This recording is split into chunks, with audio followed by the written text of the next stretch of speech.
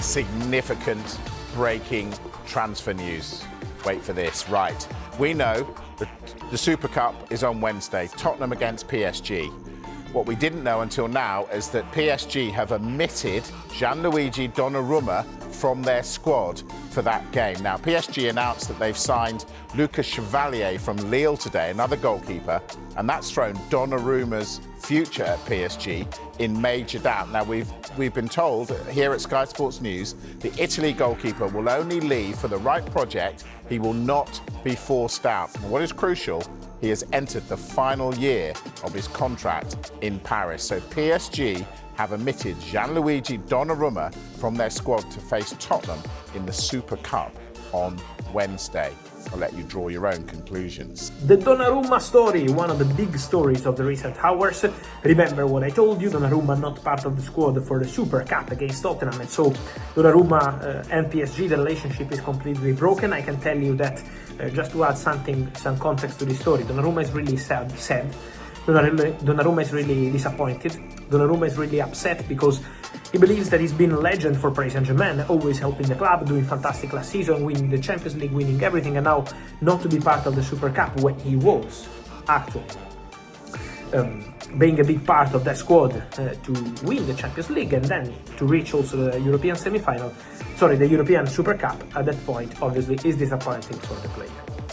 I expect Donnarumma to react very soon. I tell you this tonight, you will see in the next hours. I expect those close to Donnarumma to react as well. They want to take a position, so that's going to be an important point. Paris Saint-Germain are very clear, no contract extension, no place in the squad. Now, about Donnarumma, I wanted to clarify something. I keep saying that Premier League is the most likely destination. Let me say that we had rumors about Bayern. No, at least for this summer. Next summer, I don't know. Again, for this summer, guys, one more no. At the moment, from what I'm told, despite receiving many questions on that after some reports, I'm told that Chelsea are not in active talks to sign Gianluigi Donnarumma. No talks, no negotiations. Chelsea are not working on this one, so forget about Donnarumma and Chelsea. From what I'm told, then if it changes, I will let you know. But from what I'm told, nothing between Donnarumma and Chelsea at this stage. So Premier League could be, yes, but at the moment with Chelsea, no. So let's see what's going to happen, especially with the next few days to understand more on the Donnarumma situation, because obviously there are two ways: leave immediately or leave in 2026 as a free agent. My feeling is that he could leave now. Then, guys, also important to add something on another situation, the one of Jadon Sancho. Back page of the Star, Gigi Whiz, it's a Donnarumma ding-dong, they say, because it's been frozen out at Paris Saint-Germain. Sounds like Manchester United and Chelsea could well be the sort of tug-of-war for the Italian. So, first of all, Carl, why do PSG want rid of him? And secondly, which is the better fit for the club, for the player, in terms of United or Chelsea? Well, first of all, kudos to whoever put together those puns on Daily Star. Donnarumma Ding Dong, very, very good. Why did PSG want to get rid of him? Because they've signed Lucas Chevalier. And Luis Enrique, like many modern goalkeepers, like many modern coaches, wants a goalkeeper who's very comfortable with his feet. Chevalier is a super keeper. You can very often see him almost amphibious-like, stand outside his penalty area, ball at his feet, join the press, pass, line-breaking passes. Whereas Donnarumma is your classic big man, makes loads of saves, claims crosses, saves penalties. Charlie and I will both remember the penalty saved at Wembley Stadium in 2021. That broke English hearts. So he's a classic goalkeeper. That is appealing if you are a team that just wants a goalkeeper to keep the ball out of the net rather than do some of the fancy stuff that Manuel Neuer made his oeuvre last decade. I'm not necessarily sure if Donnarumma is going to move to the Premier League. Manchester United right now seem to be focusing all of their transfer funds and attentions towards a midfielder. And Chelsea have an abundance of goalkeepers, and Sanchez is good. But I don't necessarily think Donnarumma is fantastic in a way that fits with what Enzo Maresca wants from a goalkeeper. So keep an eye on it, but also pinch of salt. Yes, I think, could be another statement sign for United if they manage it. All right, guys, thank you very much indeed for the moment. We're going to take a quick break, other side of which we'll look at more of the sports stories in the morning's newspapers, including this in The Sun. Ready, aim, fire. We'll take a look at the task that lies. Let's go to Charlie's paper, but to Carl first on Benjamin Šeško, who we've heard from for the first time as a Manchester United player.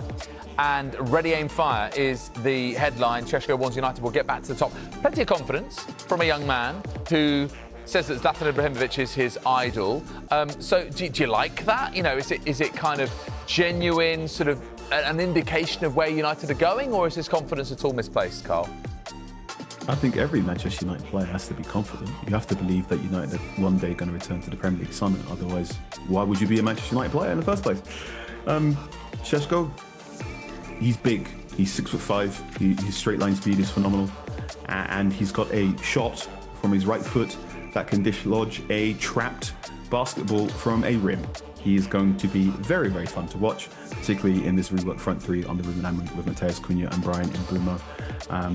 His trajectory, his career trajectory, first playing the Austrian Bundesliga and the German Bundesliga, has earned him some comparisons to Erling Haaland.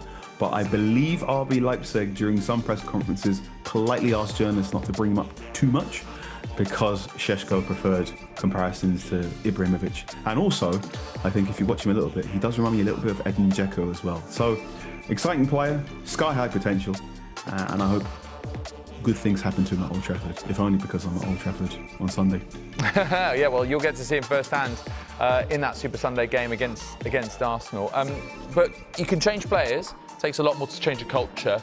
Charlie, back page of the Mirror, interesting comments here from Harry Maguire, who says that he believes that Manchester United have been too weak mentally to be successful. Can the summer signings change that? And what did you make of his comments overall? Well, I mean, you know, for Harry Maguire to say that, hugely respected player in the game, and he's clearly been very frustrated with the mentality that some of the United players have been having. So, yeah, United will be hoping these players. I think they're having a really good summer in terms of recruitment.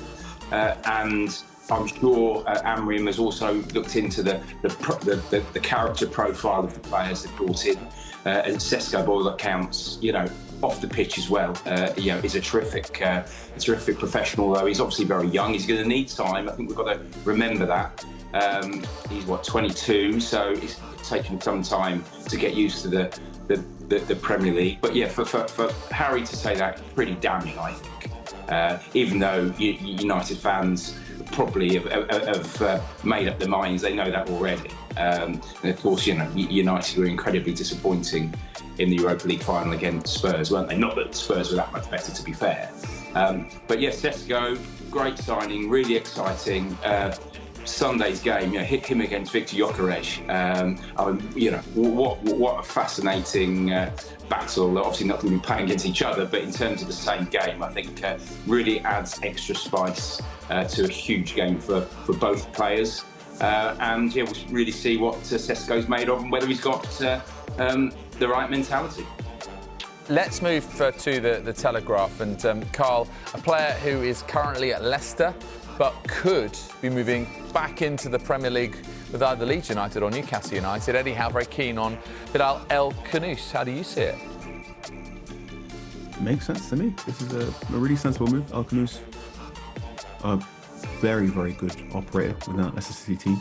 We see this every single season, right? There is no football team is too good to go down, but there are a number of players who are of interest every time their side gets relegated. We've spoken about Tyler Dibbling earlier. So this is a move that makes sense. Newcastle definitely need midfield reinforcements. They need some verve and ball progression in that midfield three, I should say. I think what you want someone who brings the physicality of Joelinton, but perhaps it can be a little bit cute with the ball at his feet. So that interest makes sense to me. Yeah, and as I say, plenty of time in this transfer window for those moves not to progress, but also be completed. Let's talk tennis, shall we? Back page of The Guardian.